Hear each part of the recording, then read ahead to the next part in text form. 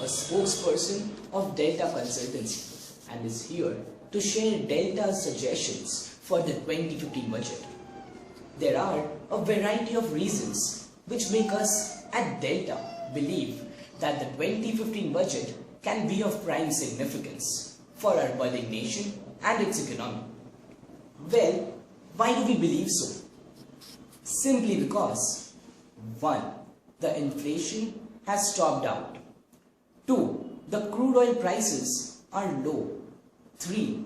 The interest rate has begun its downward slope. 4. We have strong forex reserves. 5. Our currency is stable. 6. We have a stable government at the center.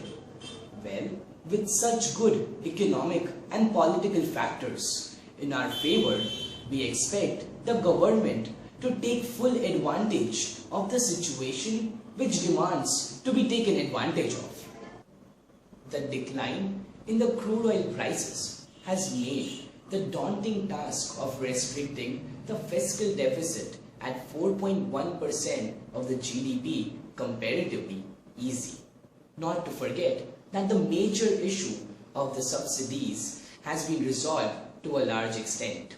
However, it is difficult to predict the duration of this positive circumstance of reduced crude oil prices, which makes us at Delta believe that this opportunity can be utilized by the government to take rid of the subsidy issue once and for all by linking the prices of all the petroleum products with the crude oil price. This marks the end of our first suggestion on fiscal deficits. Well, our second suggestion revolves around the concept of GST, or the Goods and Services Tax, which has been one of the most widely discussed subjects and has acted as a sentiment booster in economic and capital market circles for a long period of time. Though the government has indicated the implementation of the same from April 2016, a note on the roadmap will add clarity and give confidence to the economy. Third is about infrastructure. For a considerable period of time, infrastructure has been nothing more than a fancy topic of discussion. Well, now it's time to prioritize infrastructure, and the government should now give out a plan on the construction of ports, airports and railways. We also expect it to acquaint us with the time of completion. Coming to the fourth point, or suggestion, which talks about the reforms in educational and health sectors. We know education and health inhabit a lot of potential to completely transform this nation. Though our current educational system is good, but then we know that there is a room to be better and make it match the international standards. Moreover, we also appreciate the idea of our Prime Minister of Make in India.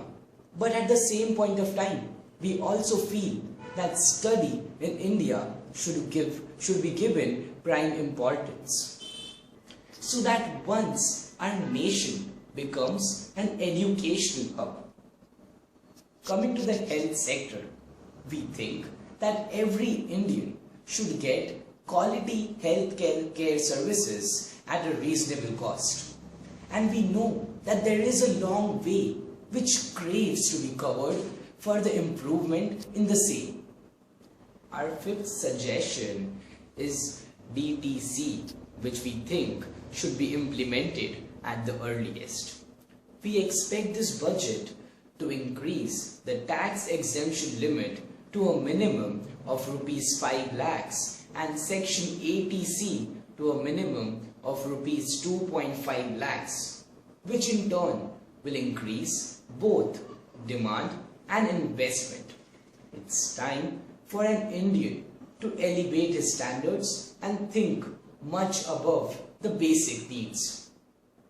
Our sixth suggestion is about the Beti Bachao Abhiyan. We think that a nominal tax rebate of rupees 5,000 should be offered to every citizen who has a girl child of below 10 years of age, so that it gives a sentimental boost to this initiative announced by the Honorable Prime Minister. Thank you. These were the suggestions of Delta Consultancy Services, a mutual fund research, distribution and portfolio services firm. We also have a non-profit technical analysis page, Nifty Moves, www.facebook.com/shares and funds.